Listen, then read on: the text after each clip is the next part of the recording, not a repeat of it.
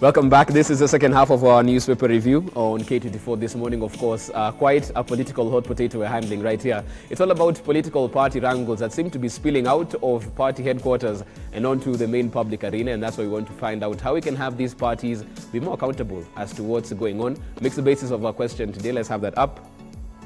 How can political parties be held accountable for their actions? Once again, how can political parties be held accountable for their actions? That's what we want to know right here. We saw what happened in Kenol, Lwanga over the weekend.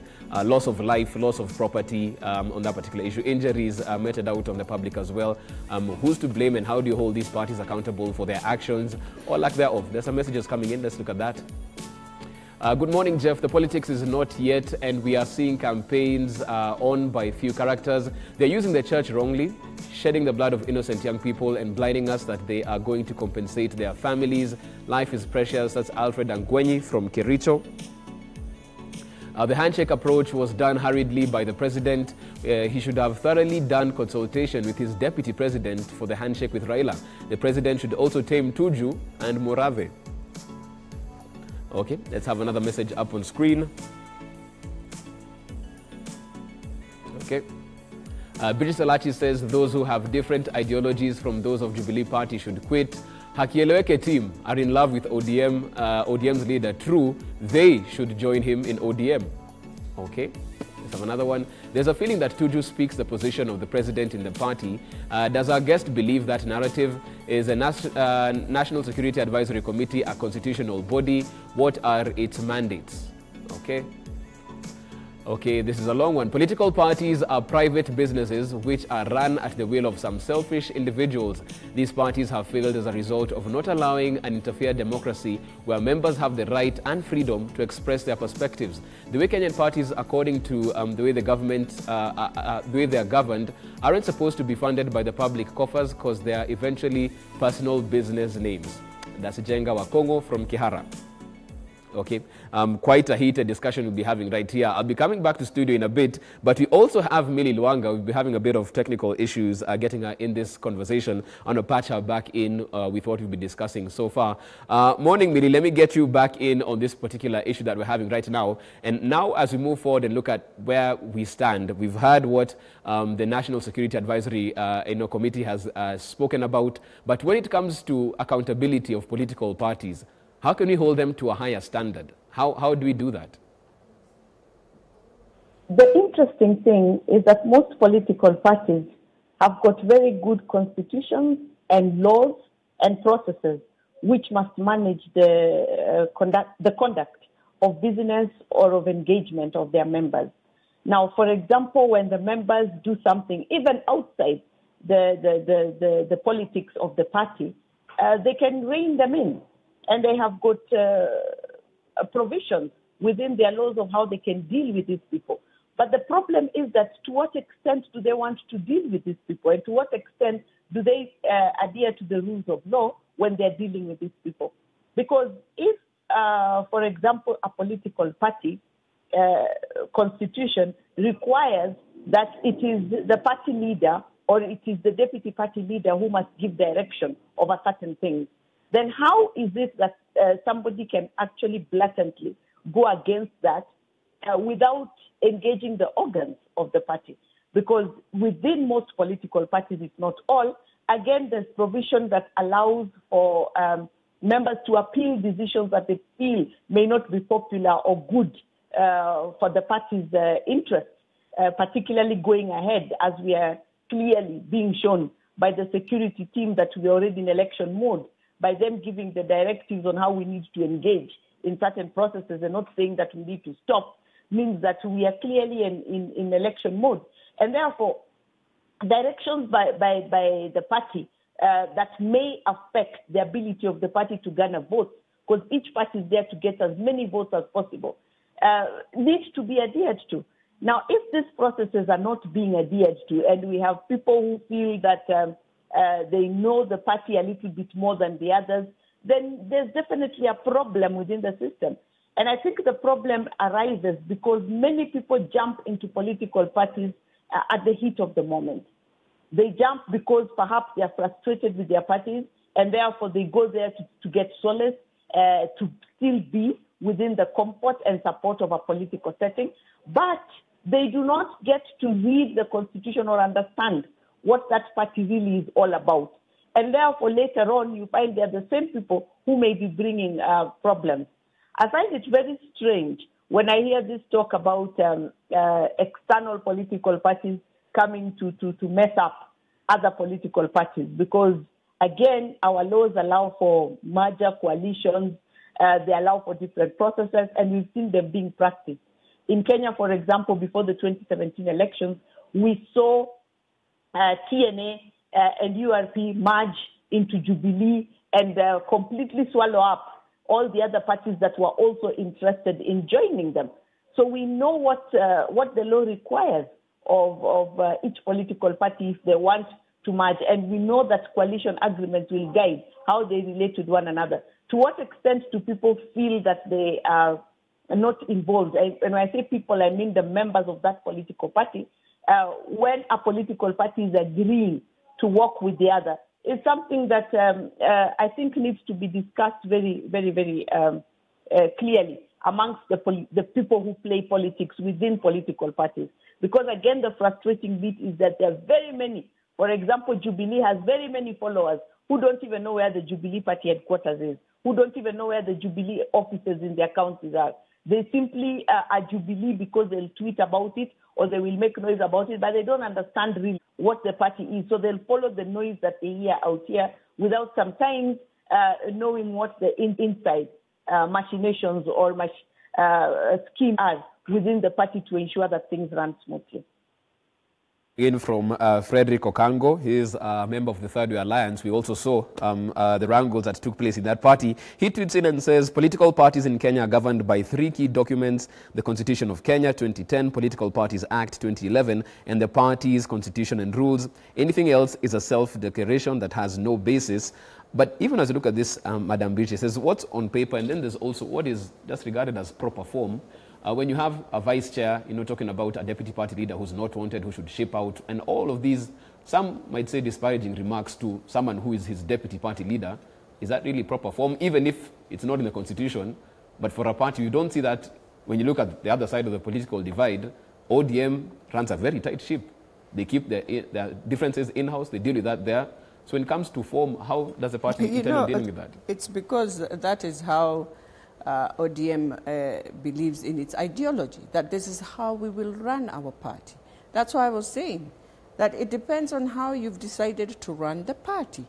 If the party is very democratic, which I would say, yes, you leave it in a very democracy to run itself, you'll end up in such situations. And as I said, I know someone asked why there's all this and working with ODM. Yes, because again, the Constitution of Jubilee allows collaboration with other parties, and that's why we are collaborating with other parties.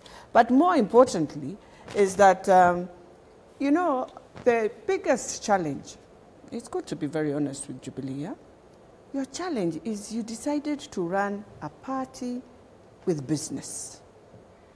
The fights we see in Jubilee more is a fight of business. You are my competitor in this, and they have to stop it. That is why ODM runs a party clearly, knowing this is a party, because they do not mix private business into political party. Now, Jubilee, in their own greediness, decides to do that. You will end up having such a scenario where you don't respect each other in your party and you end up fighting all of the time because you're looking at me not as a member of the political party, but a competitor in the businesses of government. And I think when we came into 2013, the president had a vision of this country, but we did not read his vision. And that is how we have come and make everything.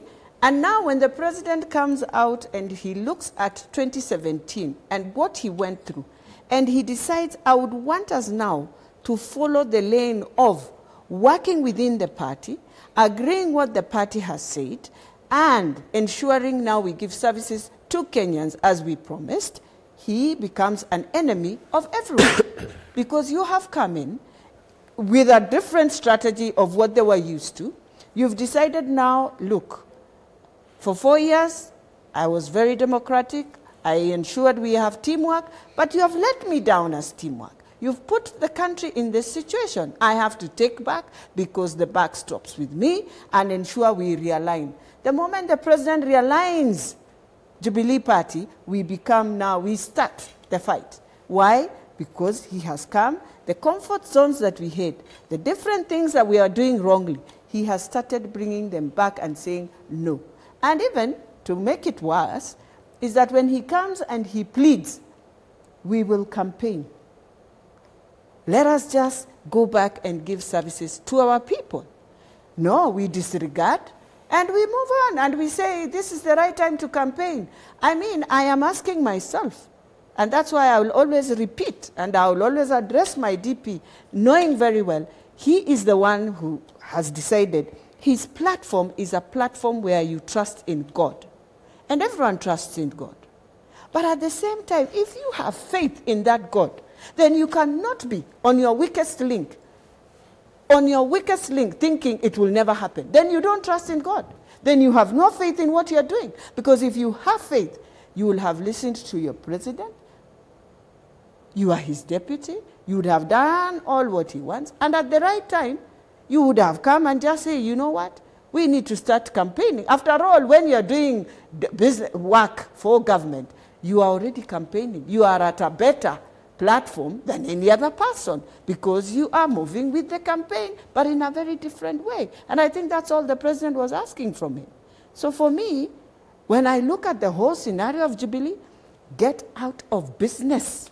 The business you have done is enough. Enough. What is enough money? What is it enough when you can't hold the social fabric? It's wrong. Let me get Dr. in on this one as well, because even as you look at what she says with the different members of the party and the officials within the party as a whole also has exhibited some impunity. There was a time the Auditor General wanted reports of how expenditure is taking place, lease agreements, of which the party didn't give the Auditor General's office at that particular point in time. And again, I'll ask you, how do we have these parties be more accountable? Because it only came to be when the Deputy SG, Kositani, shouted at the rooftops as to how expenditure is taking place, and it came to the forefront. But before that, everybody was fine with all that was going on in there. You're in the living room, as you said. How do you get this party to be more accountable, even to the taxpayer as well? That is the noise I was referring to that is coming from the kitchen. I want to remind our good old Tuju. He's not a small boy. Morade has once upon a time been in Parliament. They know the difference between public and private funds. Public funds, by dint of our constitution, must be audited by the Auditor General. And political parties receive billions of public funds. So they owe it to us that they lay bare the expenditure of the public funds that go to the Jubilee Party. I want to laud Senator Beatrice for saying it in black and white, that the fight in Jubilee Party headquarters is over tenders and making money. And then because they fear that if that money lands in the hands of the people they don't like, that money can help those people to advance their political ambitions. What you miss, Beatrice, is that ODM is equally inside that. They are also in the same fight. In fact, it is part of the reason why their leader went into the so-called handshake. It was a business venture. Let me tell you, I dispute that. One of the professions, look, where in my other life, I socialize with my other professionals. And some of them who work at KEMSA, one of them, when I was seated with him, he told me that one of the honkers of ODM almost punched him in the car park at KEMSA because he had expected that he would be given the tender of transporting the PPEs and the other medical supplies for COVID-19 with his trucks. So when he was not given that job, he went to this poor doctor and told that, you people, I cannot be handling route for the government, and then when I come for a job, you start giving me the go-round. He almost punched him. The same ODM people, my sister, if you read the beyond the headlines, they are also the owners of the companies that were involved in the profiteering that we saw in the theft of public funds that were meant for management of COVID-19. So you're right, this big fight for money is the one that morphs into the fight for power, and it will continue confusing the country. So how does the taxpayer get value for their body? Because from what it seems, in the party, you're all making money, we are paying for the party, and we don't have jobs, we don't have businesses. No, you see, somebody like Beatrice, if she was making that money, she would not have lost her job as the Speaker of the County Assembly of Nairobi. She wasn't. If she was making that money, she would have used that money to weave her way out of the problems that she has gone through. Really? The reason why Sonko is still there is because he controls the players using using the billions of shillings at his stake. Poor Beatrice didn't have that money, and that's why she was asked, sign on the dotted line so that you sign away your job. Okay. Very sad. Beatrice, you are a very bad example of what we want a young woman to be. Why did you sign away your job? No. The job. Now you know where I have to finish. Headed. No. If you cannot take the heat, don't come to this debate. Okay, finish. Very quickly, so she can have her rejoinder on this. Yes. I'll respect that. Finish. Yes. And now I want to say something which is very important. She's saying a lot of good things about Uhuru and his intention, President Uhuru, and his intention of wanting to leave a legacy of ABCD, all the things he has said. It's true. But if Uhuru had wanted that to be his priority, nobody stopped him. I have been to all the rallies with the Deputy President until this fallout with him, and the Deputy President has been pushing the 4 agenda items for the legacy of President Uhuru. However, Uhuru himself set aside that legacy and decided that his legacy would be handshake, BBI. So the money that would have driven that development agenda has gone into the BBI handshake that has become handshake, BBI nonsense.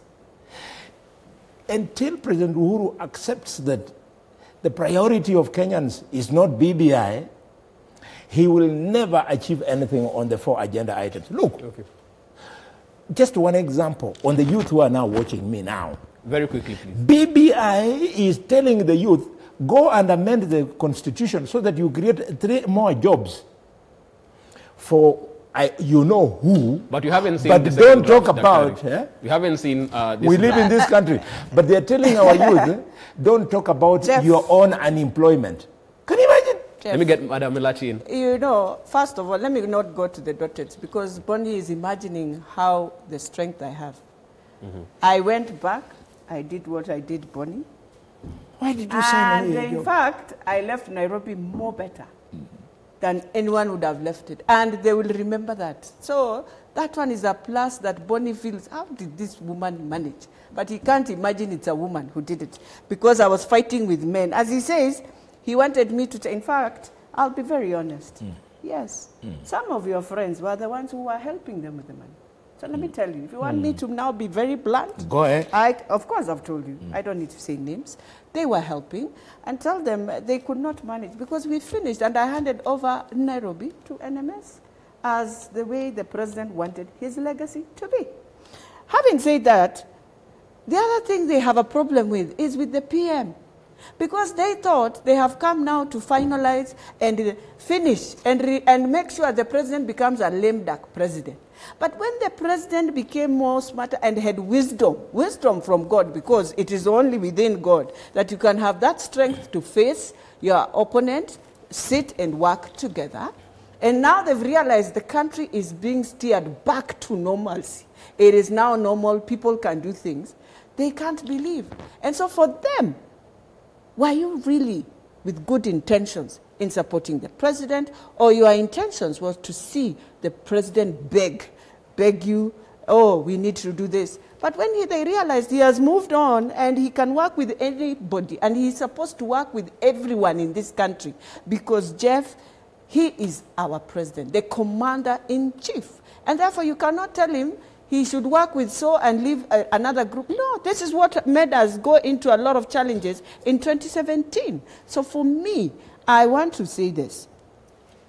If we are going to look for this presidential vote in a manner where you demonize others, which we have been doing anyway, and we have seen where it has always landed us, then we are not solving the problem. The issue of BPI is not nonsense, and I just want to tell my leader that you remember we created Embrace. They could not sleep. They had to go and create something else. But we had just one agenda. Popularize this document. Let us see how it is, how it's going to support us, and after that, we put it on the table and we start. But now we have reached the point, and I also want to tell, to really plead with the president and the PM. Can we now see the document instead of demonizing everything that we have gone through, we have done it, put it on the table, so that when my leader here is talking about we are going to bring 3, even if it is not 3 slots, I have asked myself and I have repeated, how come we don't have the strength, especially the men, to agree that yes, we have indeed so many jurisdictions within our, why can't we reduce our constituency? Nobody will wake up and say that. What? And so, if be it, we add, and it will also support them anyway, and you'll find they are the ones who are going to use it more than even the people who are creating it, because that's what happens in Kenya. Can we ensure, unless he doesn't want to tell me he comes from Kakamega, where he's the one who taught me, we are lawyers, we might not be president, so we must think of how to get into the leadership. So now he has forgotten. Today he is about to tell me there is no leadership, there is no what. It is a lie. We have to come to a close. That is why I always say, men in this country, when they come to the political positions, we now become, by the way, a sideway. Women are now sideshow. When it comes now to other economic, social, women are needed to come and do that fabric. No, we are saying in this political, as women, you bring the 5 slots, we want also. We want to see women getting into those 5 slots. Let us not be selfish on the political decisions. We have 30 seconds to go. Millie, you can see it's pretty hot right here in studio. You have 20 seconds to cool down the temperatures. As we bring this show to a close, use those 20 seconds very wisely. You have the last word. What's your parting shot? I am sorry that I cannot be very wise today. But the thing is this. If we continue to allow politicians to guide the direction, we continue to get lost. We are not supposed to be in campaign mode right now, but we are all aware that we do not have an IEBC that can give us directions and say there's no campaign going on now, except for the by-election areas where we know that there are by-elections going on. But we have been put in national campaign mode because politicians lead and we follow. Therefore, they have started leading by having campaigns and heating up processes, and we are following by giving rules that should be given in 2022 but are being given now so that things can tamper down. We have corona and people are suffering. Education sector is guiding us by the nose, and we don't know whether we are going to be able to walk because we are falling down every step of the way.